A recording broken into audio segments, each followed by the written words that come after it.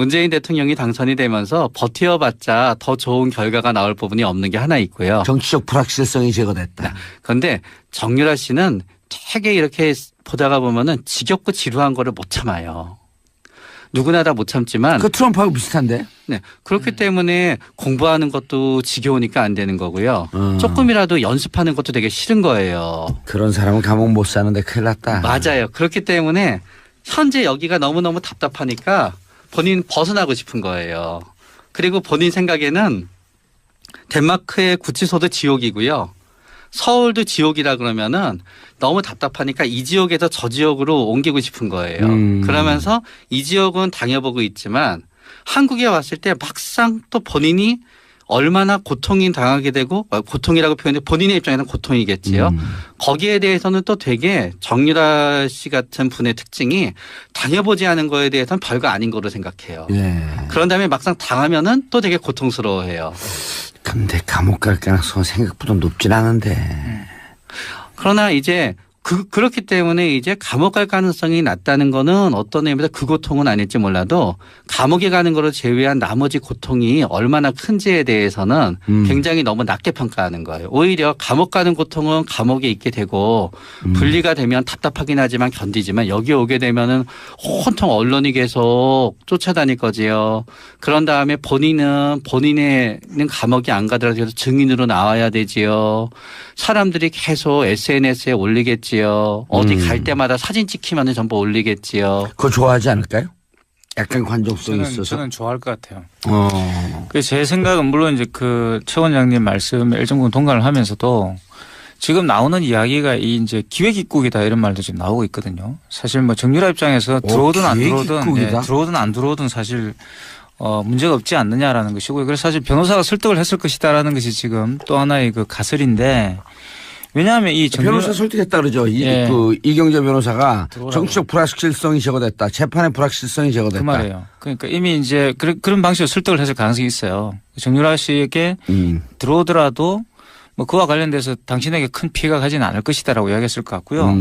또 최순실 씨 피해가든 안 가도 이제 피할 수 없는 상황이다. 네, 최순실 씨 입장에서는 또 정유라 자기 딸을 이제 불러들여 가지고 그와 관련돼 가지고 뭔가 좀 기억을 하고 있는 거 아니냐 이런 이야기가 흘러나오고 있는데 어느 게 사실인지 모르겠습니다. 근데 일단 정유라 씨하고 최순실 씨는 서로 모녀지간이지만 그렇게 이 유대감이 높은 것 같진 않아요.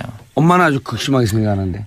이제 최순실 씨도 극심하게 생각하는 척 하지만 사실은 자기가 어떤 돌봐야 되는 어떤 애완동물 같은 느낌 준다는 생각이죠.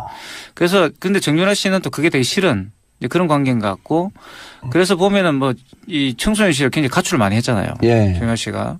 그래서 약간 그런 방식이 있는 것 같고 그런데 이 패턴이 정유라 씨에게도 똑같이 있거든요. 아들에 대한 집착 이런 걸 지금 나타나죠. 아들과 함께 해준다면 내가 들어올 수 있다. 근데 그거는 제가 볼 때는 좀 핑계고. 그래서 이 정유라 씨 같은 경우는 들어왔을 때 상당히 많은 그런 불확정적인 어떤 그런 걸 줄 가능성이 있습니다. 폭탄이라는 이 이야기도 있는데 아마 굉장히 많은 폭탄 발언을 할 가능성이 크고 특히 입국해가지고 뭐 검찰 조사를 받고 그 와중에서 이렇게 카메라 세례를 받는다든가 이렇게 됐을 때는 전혀 예측하지 못한 그런 결과들이 나올 수도 있죠. 돌발 상황들이 나올 수 있죠. 그래갖고 럭비공이라고 하는 표현들도 있고. 그래서 저는 이런 폭탄을 왜 데리고 올까? 저는 되게 이제 궁금한 거예요. 북한은 미사일 개발하는데 우리는 폭탄이라도. 그러니까 이제 최순실 씨 입장에서는 이제 모든 게 정리가 다 됐으니까 정유라 씨를 데려와 가지고 마지막 한번 종지부를 찍겠다 이런 생각도 있을 것 같고요. 누가요? 최순실 씨가? 네, 최순실 씨가. 그리고 또 이와 관련돼 가지고 확실히 돌발적 그 예측들을 해 두 분 다. 럭비공이 하나. 정유라 씨가 정언을 했을 때 진짜 폭탄은 여기 있어. 아니 근데 진짜 폭탄을 왜 데려오겠어요? 이게 사실 럭비공이고 폭탄이고 지금 ADHD고 지금 컨트롤이 안 된 사람인데. 근데 일단 변호사 입장에선 빨리 데리고 와야 돼요. 왜요? 왜냐하면 재판이 진행이 돼야지 수임료를 받던 이 재판이 끝나든지 하잖아요. 가장 합리적 추론. 가장 합리적 추론. 자 이제 저쪽 덴마크에 있는 한 재판은 진행되지 않고요. 계속 그래도 최순실 씨의 재판을 맡고 있으니까요. 계속 신경을 써야 되거든요. 예. 그러니까 어떻게든 빨리 끝을 내야 돼요. 그런 의미에서 변호사의 입장에서는 들어오게 해야만 되는 게 맞아요. 이제 삼위일체가 됐다. 정치의 불확실성이 제거됐다. 재판의 불확실성이 제거됐다. 그러나 재정의 불확실성은 아직 남아있으므로 재정의 불확실성을 제거하기 위해서 들어와라. 뭐니 해도 뭐니. 그것도 있고 이 일을 빨리 끝내야 다음 일을 하지요. 그러나 문제는 결국 이제 변호사가 이걸 다 꾸몄다는 말씀. 그런데 이제 문제는 뭔가 하게 변호사가 다 되면은 꾸몄어요? 변호사 음모론이야? 네. 아니 문제는 그런데 어떤 의미에서 변호사의 말도 맞아요. 감옥에 가지 않을 거다. 불확실성이 없다는 것도 맞지만 문제는 그 변호사는 정유라 씨가 당할 국내에서의 심리적 고통에 대해서는 본인이 생각하는 리스크에 전혀 안 되는 거고요. 그렇죠. 변호사는 it's not my business. 네. 내 일 아냐고. 네. 그리고 최순실 어머니는 또 어떤 예. 부분에 있냐면은 한참 떨어져 있잖아요. 예. 그러다가 보니까 또 감을 잃은 거예요. 그리고 또 보고도 싶고. 보고도 싶은데 우리 딸이라 떨어져 있으니까 이제는 좀 차분해졌겠지. 설마 옛날처럼 하지 않겠지라는 기대가 있는 거예요. 그렇죠. 또. 럭비공이었다 이제 U20 20 대회도 있으니까 축구공이 됐겠지. 아니 최순실 씨 입장에서는 정유라 씨가 럭비공이든 뭐 ADHD든 사랑스러워요. 누가요? 최순실 씨 입장에서는. 그럼요. 고슴도치도 지 새끼는 그러니까 최고인데. 자기 딸에 대한 편견은 제가 없어졌다고 생각하지 않고 와서 이제 정언을 하고 마무리를 짓고 이제 뭐 이제 삶을 좀 회복하자. 그런데 이제 예. 제 생각에는 정유라 씨에 대한 최순실 씨 생각은 말 그대로 최순실 씨 생각이고요. 엄마로서의 네. 생각. 정유라 씨는 아직까지 뭐 정확하게 여러 가지 근거가 나온 건 없지만 지금까지 뭐 증언들을 토대로 좀 분석을 해보면 이 사람은 일단 아버지가 없어요. 자기 친아버지를 생물학적 아버지라 불러요. 이 말은 무슨 말인가 그러면 대부분 이제 반항아들이야 부르는 사람들의 특징이죠. 반항아들 사회화가 안 된 사람들의 특징인데 아버지를 인정하지 않고 아버지를 그냥 정신적 아버지와 생물학적 아버지로 나눈다는 뜻입니다. 자기 친아버지를 이 아버지는 그냥 생물학적으로 나를 낳아준 아버지지 나하고는 관계가 없는 아버지야라는 생각. 그래서 우리는 최순실 씨가 엄마고 그 엄마의 치마폭에 쌓여가 정유라 씨가 나왔다고 생각하는데 사실 정유라 씨는 아버지가 없는 딸인 거죠. 아버지를 부인하는 딸이고. 그래서 이제 엄마가 한국에서 재판을 받는데 23개월 된 아들과 함께 해주면 한국에 들어오겠다? 이런 조건을 내걸었어요. 최명기 원장님. 그러니까 이제 처음엔 이렇게 생각을 했을 거예요. 예. 왜냐하면은 본인한테는 다 이제 말도 없고 고양이도 없고 예. 아들밖에 없고. 자, 근데 아들과 함께 있으면 아들에 대해서 최순실 씨가 정유라에 대해서 끔찍하게 생각한다. 또 정유라도 아들에 대해서 끔찍하게 생각한다. 이게 어떤 심리일까? 유난히 자식에 대해서. 저는 그게 이제 이 사회성이라고 보통 부르는 것들이 뭐냐 그러면 어떤 관계 속으로 나를 집어넣는 거잖아요. 그죠? 예. 그 관계 속에서 나의 어떤 이 정체성을 만들어가는 건데 그것에 실패를 했기 때문에 이렇게 굉장히 자식에 대한 애착으로 나타난다 봐요. 진짜 자식에 대한 애착이 있다고 저는 생각하지 않습니다. 최순실 씨가 정유라 씨를 극진하게 사랑한다. 그건 아니죠. 결국 자기 애고요, 그게. 정유라 씨도 저는 마찬가지로 봐요. 정작 이제 아들에 대해 극진하게 생각하는지는 모르겠지만 그거는 자기 애의 발로인 거지. 정말 우리가 생각하는 것처럼 그렇게 모자지간 또는 이렇게 모녀지간의 어떤 관계다. 이렇게 보기는 어려운 것 같고 일단 그렇게 자기의 어떤 대당적 관계로서 자식들을 생각하면서 그 자식들이 잘 되는 것이 자기가 잘 되는 거라고 생각이 되는 거죠. 그런 좀 종교적 관계가 있다. 이것은 뭔가 자기가 결손된 부분들을 자식으로 채우려고 하는 근데 그게 채워지지는 않습니다. 그러니까 그런 문제가 아닌가 싶고 거기에서 이 사람들은 사회라는 개념이 전혀 존재하지 않게 돼요. 그러니까 일반적으로 자기들이 생각하는 갑질들에 대해서 이제 그거는 당연히 자기들이 누려야 되는 권리다 또는 자기들이 가지고 있는 잘남에 대한 또는 이렇게 자기들이 이룩한 그런 성과에 대한 대접이라고 생각하는 거지 그런 사람들에 대한 갑질이 잘못됐다 이런 윤리적 의식이 이제 생기지 않게 되는 거죠. 그래서 윤리에 대한 어떤 굉장한 무관심 이런 것들이 이 모녀들에게 나타나는 가장 특징이라고 볼 수 있어요. 한때 최 원장님 그런 얘기를 했잖아요. 니들 부모를 원망해라. 돈도 실력이야. 그렇죠. SNS에 올렸어요. 이런 거를. 이건 이제 겁이 없는 성격이 있고요. 예. 왜냐하면 보통 이렇게 하게 되면은 누가 나를 비난하면 어떡하지라고 해서 겁이 나는데 일단 겁이 하나도 없고요. 비난에 대한 두려움이 없다. 네. 그런 다음에 생각나면 하는 거예요. 그렇기 때문에 저번에 처음에 덴마크에 있었을 때 국내 그 언론이랑 인터뷰했을 때 보면은요. 막 물어보니까 막 대답하잖아요. 비슷하게 이거는 생각나면은 하는 거지 뒷일은 생각하지 않아요. 그 뒷일은 이제 엄마가 해결하면 되는 거예요.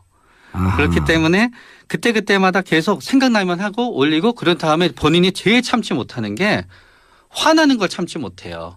화가 나면 그걸 어떻게 풀어야 됐었거든요. 그럼 어렸을 때는 뭐 누구랑 싸울 수도 있지만 지금은 누가 나를 갖다 화나게 하고 누가 나를 갖다 무시했다 그랬을 때 풀지를 못하니까 그거를 그냥 SNS로 해서 이제 날리는 거예요. 근데 이렇게 그 버릇없음, 이런 무대뽀, 단무지. 네? 단무지 아시죠? 단순 무식.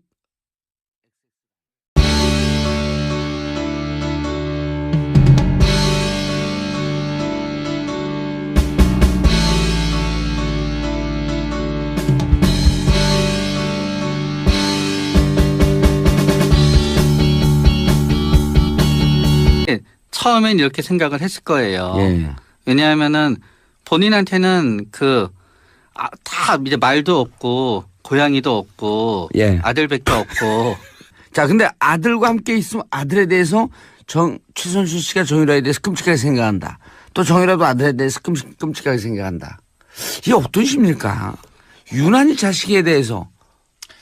저는 그게 이제 이 사회성이라고 보통 부르는 것들이 뭐냐 그러면 어떤 관계 속으로 나를 집어넣는 거잖아요. 그죠? 예. 그 관계 속에서 나의 어떤 이 정체성을 만들어가는 건데 그것에 실패를 했기 때문에 이렇게 굉장히 자식에 대한 애착으로 나타난다 봐요. 진짜 자식에 대한 애착이 있다고 저는 생각하지 않습니다. 최순실 씨가 정유라 씨를 극진하게 사랑한다. 그건 아니죠. 결국 자기 애고요, 그게. 정유라 씨도 저는 마찬가지로 봐요. 정작 이제 아들에 대해 극진하게 생각하는지는 모르겠지만 그거는 자기 애의 발로인 거지. 정말 우리가 생각하는 것처럼 그렇게 모자지간 또는 이렇게 모녀지간의 어떤 관계다. 이렇게 보기는 어려운 것 같고 일단 그렇게 자기의 어떤 대당적 관계로서 자식들을 생각하면서 그 자식들이 잘 되는 것이 자기가 잘 되는 거라고 생각이 되는 거죠. 그런 좀 종교적 관계가 있다. 이것은 뭔가 자기의 결손된 부분들을 자식으로 채우려고 하는 근데 그게 채워지지는 않습니다. 그러니까 그런 문제가 아닌가 싶고 거기에서 이 사람들은 사회라는 개념이 전혀 존재하지 않게 돼요.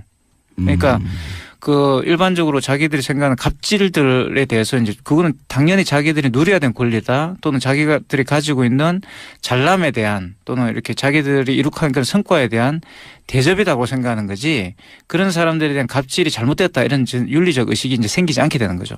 그래서 윤리에 대한 어떤 굉장한 무관심 이런 것들이 이 모녀들에게 나타나는 가장 특징이라고 볼 수 있어요. 지금 나오는 이야기가 이제 기획입국이다 이런 말도 지금 나오고 있거든요. 사실 뭐 정유라 입장에서 들어오든 안 들어오든 안 들어오든 사실 문제가 없지 않느냐라는 것이고 그래서 사실 변호사가 설득을 했을 것이다라는 것이 지금 또 하나의 그 가설인데 왜냐하면 이 변호사 설득했다 그러죠. 이경재 변호사가 정치적 불확실성이 제거됐다. 재판의 불확실성이 제거됐다. 그 말이에요. 그러니까 이미 이제 그런 방식으로 설득을 했을 가능성이 있어요. 정유라 씨에게 들어오더라도 뭐 그와 관련돼서 당신에게 큰 피해가 가지는 않을 것이다라고 이야기했을 것 같고요. 또 최순실 씨 피해가든 안 가든 이제 피할 수 없는 상황이다. 네, 최순실 씨 입장에서는 또 정유라 자기 딸을 이제 불러들여 가지고 그와 관련돼 가지고 뭔가 좀 기억을 하고 있는 거 아니냐 이런 이야기가 흘러나오고 있는데 뭐는 게 사실인지 모르겠습니다. 근데 일단 정유라 씨하고 최순실 씨는 서로 모녀지간이지만 그렇게 이 유대감이 높은 것 같진 않아요. 엄마는 아주 극심하게 생각하는데. 이제 최순실 씨도 극심하게 생각하는 척 하지만 사실은 자기가 어떤 돌봐야 되는 어떤 애완동물 같은 느낌 준다는 생각이죠. 그래서 근데 정유라 씨는 또 그게 되게 싫은 그런 관계인 것 같고 그래서 보면은 뭐 이 청소년 씨를 굉장히 가출을 많이 했잖아요. 정유라 씨가. 그래서 약간 그런 방식이 있는 것 같고 그런데 이 패턴이 정유라 씨에게도 똑같이 있거든요. 아들에 대한 집착 이런 걸 지금 나타나죠. 아들과 함께 해준다면 내가 들어올 수 있다. 근데 그거는 제가 볼 때는 좀 핑계고. 그래서 이 정유라 씨 같은 경우는 들어왔을 때 상당히 많은 그런 불확정적인 어떤 그런 걸 줄 가능성이 있습니다. 폭탄이라는 이 이야기도 있는데 아마 굉장히 많은 폭탄 발언을 할 가능성이 크고 특히 입국해가지고 뭐 검찰 조사를 받고 그 와중에서 이렇게 카메라 세례를 받는다든가 이렇게 됐을 때는 전혀 예측하지 못한 그런 결과들이 나올 수도 있죠. 국내에서의 심리적 고통에 대해서는 본인이 생각하는 리스크에 전혀 안 되는 거고요. 그렇죠. 변호사는 it's not my business. 네. 내일 아냐고. 네. 그리고 최순실 어머니는 또 어떤 예. 부분이 있냐면은 한참 떨어져 있잖아요. 예. 그러다가 보니까 또 감을 잃은 거예요. 그리고 또 보고도 싶고. 보고도 싶은데 우리 딸이라 떨어져 있으니까 아 이제는 좀 차분해졌겠지. 설마 옛날처럼 하지 않겠지라는 기대가 있는 거예요. 그렇죠. 또. 럭비공이었다 이제 U20 대회도 있으니까 축구공이 됐겠지. 아니 최순실 씨 입장에서는 정유라 씨가 럭비공이든 뭐 ADHD든 사랑스러워요. 누가요? 최순실 씨 입장에서는. 그럼요. 고슴도치도 지 새끼는 그러니까 최고인데. 자기 딸에 대한 편견은 제가 없어졌다고 생각하지 않고 와서 이제 음. 정언을 하고 마무리를 짓고 이제 뭐 이제 삶을 좀 회복하자. 그런데 이제 예. 제 생각에는 정유라 씨에 대한 최순실 씨 생각은 말 그대로 최순실 씨 생각이고요. 엄마로서의 예. 생각. 정유라 씨는 아직까지 뭐 정확하게 여러 가지 근거가 나온 건 없지만 지금까지 뭐 증언들을 토대로 좀 분석을 해보면 이 사람은 일단 아버지가 없어요. 자기 친아버지를 생물학적 아버지라 불러요. 이 말은 무슨 말인가 그러면 대부분 이제 반항아들이야 부르는 사람들의 특징이죠. 반항아들 사회화가 안 된 사람들의 특징인데 아버지를 인정하지 않고 아버지를 그냥 정신적 아버지와 생물학적 아버지로 나눈다는 뜻입니다. 자기 친아버지를 이 아버지는 그냥 생물학적으로 나를 낳아준 아버지지 나하고는 관계가 없는 아버지야라는 생각. 그래서 우리는 최순실 씨가 엄마고 그 엄마의 치마폭에 쌓여가 정유라 씨가 나왔다고 생각하는데 사실 정유라 씨는 아버지가 없는 딸인 거죠. 아버지를 부인하는 딸이고. 그래서 이제 엄마가 한국에서 재판을 받는데 23개월 된 아들과 함께 해주면 한국에 들어오겠다 이런 조건을 내걸었어요. 최명기 원장님. 그러니까 이제 돌발 상황들이 나올 수 있죠. 오. 그래갖고 럭비공이라고 하는 표현들도 있고. 그래서 저는 이런 폭탄을 왜 데리고 올까? 저는 되게 이제 궁금한 거예요. 북한은 미사일 개발하는데 우리는 폭탄이라도. 그러니까 이제 최순실 씨 입장에서는 이제 모든 게 정리가 다 됐으니까 예. 정유라 씨를 데려와 가지고 마지막 한번 종지부를 찍겠다 이런 생각도 있을 것 같고요. 누가요? 최순실 씨가? 네, 최순실 씨가 오. 그리고 또 이와 관련돼 가지고 확실히 돌발적 그 예측들을 해 두 분 다. 럭비공이야. 정유라 씨가 정언을 했을 때 진짜 틀린 폭탄은 사람도 여기 있겠지. 있어. 아니 근데 진짜 폭탄을 왜 데려오겠어요? 이게 사실 럭비공이고 폭탄이고 지금 ADHD고 지금 컨트롤이 안 된 사람인데. 근데 일단 변호사 입장에선 빨리 데리고 와야 돼요. 왜요?